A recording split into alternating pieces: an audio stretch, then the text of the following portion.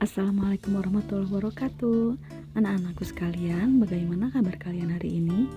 Ibu harap kalian semua dalam kondisi sehat walafiat ya. Nah, dalam pertemuan kali ini kita akan mempelajari materi struktur dan kebahasaan teks eksposisi. Sebelumnya, kalian sudah mempelajari pengertian, ciri-ciri, fungsi hingga jenis-jenis teks eksposisi. Nah, untuk kali ini kita akan mempelajari struktur dan kebahasaan. Tujuan pembelajaran kita kali ini yaitu setelah mempelajari materi ini, kalian diharapkan mampu 1. Mengidentifikasi struktur dan kebahasaan dalam teks eksposisi. Yang kedua, menganalisis struktur dan kebahasaan dalam teks eksposisi yang dibaca. Yang ketiga, menyusun kerangka karangan teks eksposisi. Dan yang keempat, mengembangkan kerangka karangan teks eksposisi menjadi teks eksposisi yang utuh. Baik, kita mulai dari struktur teks eksposisi ya. Struktur teks eksposisi ini ada 3. Yang pertama, tesis atau pernyataan pendapat. Di bagian ini berisi pendapat umum yang disampaikan penulis terhadap permasalahan yang diangkat dalam teks eksposisi. Jadi, dalam paragraf pertama ini atau di bagian tesis ini adalah pendapat umum dari penulis. Nah, di bagian kedua ada argumentasi. Di bagian ini berisi penjelas untuk mendukung tesis atau pendapat yang disampaikan pada bagian pertama. Argumentasi ini bisa berupa alasan yang logis, data-data hasil penemuan, dan fakta-fakta. Jadi di sini argumentasinya harus sesuai dengan fakta yang ada.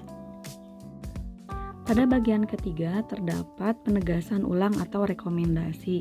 Nah, di bagian ini tujuannya penulis itu menegaskan pendapat awal serta menambah rekomendasi atau saran terhadap permasalahan yang diangkat atau dibahas. Nah, sekarang di sini ada contoh teks eksposisi, judulnya pencemaran air sungai di Indonesia. Pada bagian tesis di sini bisa kalian lihat penulis memberikan atau mengungkapkan pendapat bahwa pencemaran air di sini menyebabkan kualitas air menjadi terganggu atau rusak, dan ini menjadi masalah yang serius yang harus dihadapi oleh negara kita. Pada paragraf kedua di sini masuk ke bagian argumentasi. Nah, di sini penulis memberikan fakta-fakta bahwa pencemaran air di sini disebabkan oleh salah satunya kegiatan manusia membuang sampah sembarangan, yaitu membuang sampah-sampah ke sungai. Di paragraf ketiga ini masih pada bagian argumentasi. Di sini penulis mengungkapkan fakta-fakta bahwa pencemaran air ini terjadi di daerah sungai.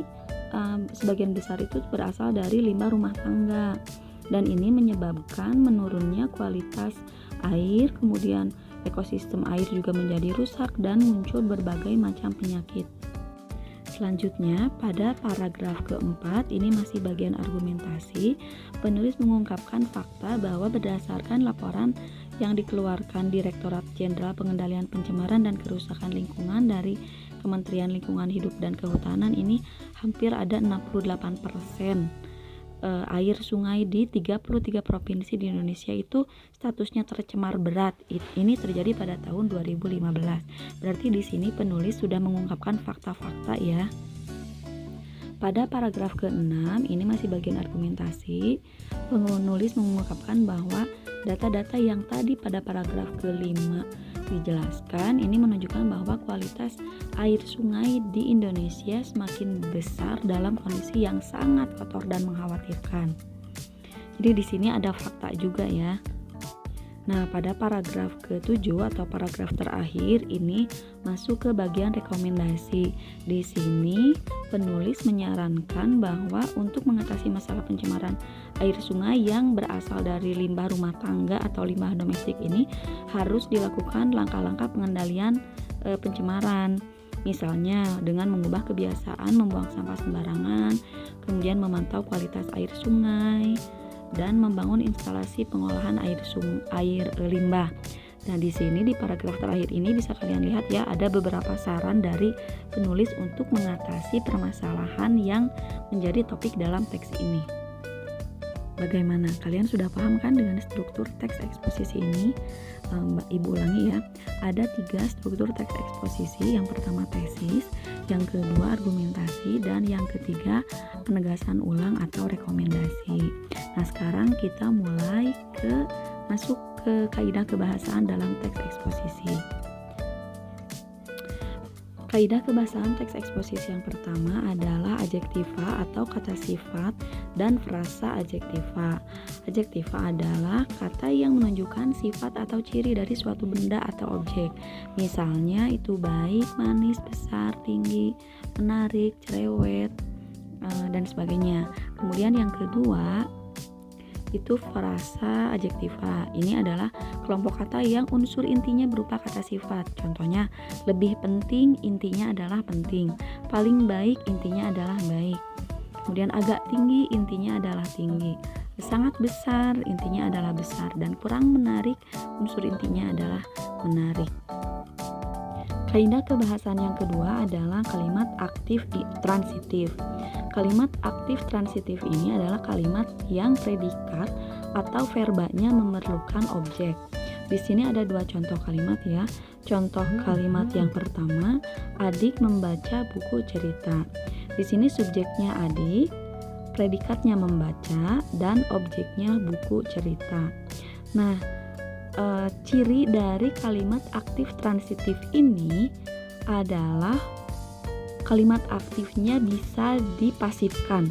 Jadi bisa dibalik ya menjadi buku cerita dibaca adik. Ini cirinya. Kemudian yang kedua, ini kalimat para petani menanam padi bibit unggul. Ini juga bisa dibalikkan menjadi padi bibit unggul ditanam petani. Pada kalimat kedua ini, para petani subjeknya, menanam predikatnya, dan padi bibit unggul adalah objeknya. Kaidah kebahasan yang ketiga adalah kalimat aktif intransitif. Kalimat aktif intransitif ini adalah kalimat yang predikat atau verbanya tidak memerlukan objek. Berbeda dengan kalimat aktif transitif yang bisa diubah menjadi kalimat pasif, kalimat aktif intransitif ini tidak bisa diubah menjadi kalimat pasif. Nah, di sini ada 2 contoh kalimat aktif intransitif.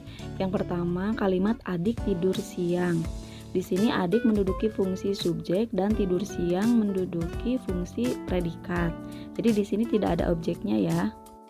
Kemudian kalimat kedua, Mirna bermain sepeda di belakang rumah.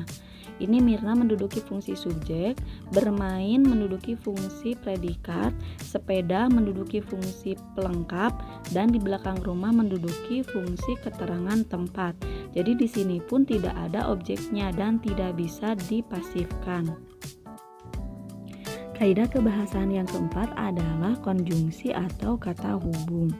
Konjungsi adalah kata yang berfungsi untuk menghubungkan kata dengan kata, frasa dengan frasa, klausa dengan klausa, kalimat dengan kalimat, atau paragraf dengan paragraf.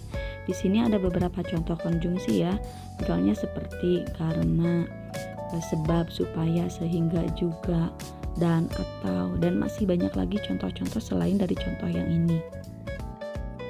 Nah, ini adalah contoh analisis kebahasaan dalam teks eksposisi. Ini teks yang diambil dari teks yang kita analisis pada bagian struktur ya.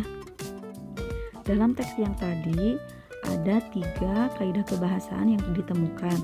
Yang pertama, adjektif atau kata sifat. Di paragraf ke-1 kalimatnya, pencemaran air saat ini menjadi masalah serius yang dihadapi Indonesia. Adjektifnya ada di kata serius ya. Kemudian yang kedua, frasa adjektiva ada di paragraf keempat. Kalimatnya, data tersebut menunjukkan bahwa kualitas air sungai di negeri ini sebagian besar dalam kondisi sangat kotor. Frasa adjektifnya sangat kotor. Kemudian yang ketiga, kalimat transitif atau kalimat yang memerlukan objek. Kalimatnya, pencemaran yang terjadi dapat menyebabkan berbagai masalah seperti kualitas air yang menurun, rusaknya ekosistem air, munculnya berbagai macam penyakit, dan lain-lain. Kalimat transitif ini kan cirinya harus bisa dipasifkan. Nah, kalimat ini kalau dipasifkan akan menjadi seperti ini. Berbagai masalah seperti kualitas air yang menurun, rusaknya ekosistem air, munculnya berbagai macam penyakit dan lain-lain disebabkan oleh pencemaran yang terjadi.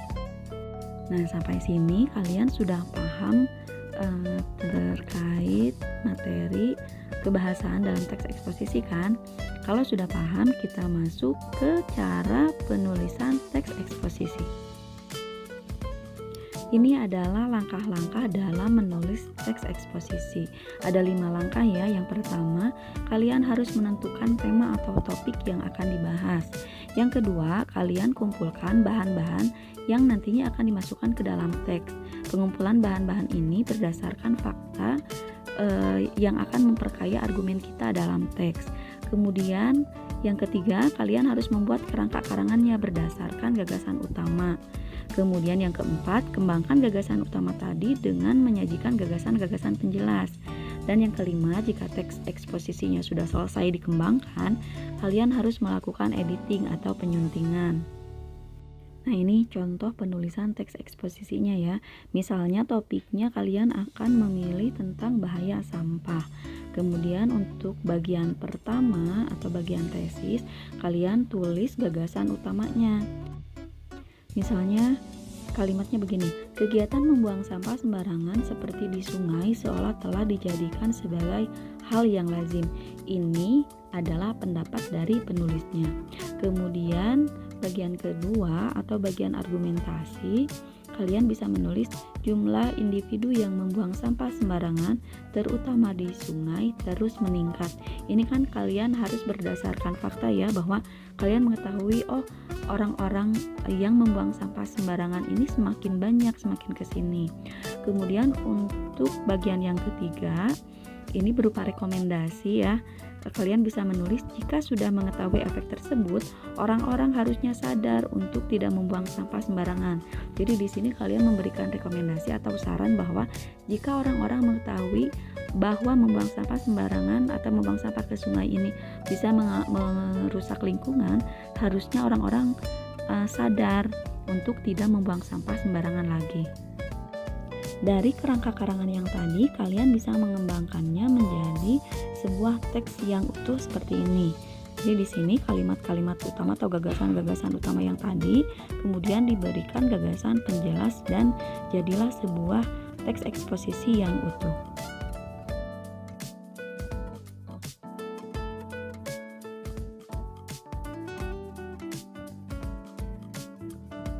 Bagaimana, kalian sudah paham dengan materi-materi hari ini? Mulai dari struktur, kaidah kebahasaan, dan langkah-langkah dalam penulisan teks eksposisi. Kalau kalian sudah paham, silakan kalian kerjakan tugas-tugas dan soal-soal latihan yang ada di LKPD sesuai dengan instruksi yang sudah Ibu berikan di Google Classroom kalian masing-masing. Untuk pertemuan hari ini, Ibu cukupkan dulu sampai di sini. Terima kasih atas perhatian kalian semua. Assalamualaikum warahmatullahi wabarakatuh.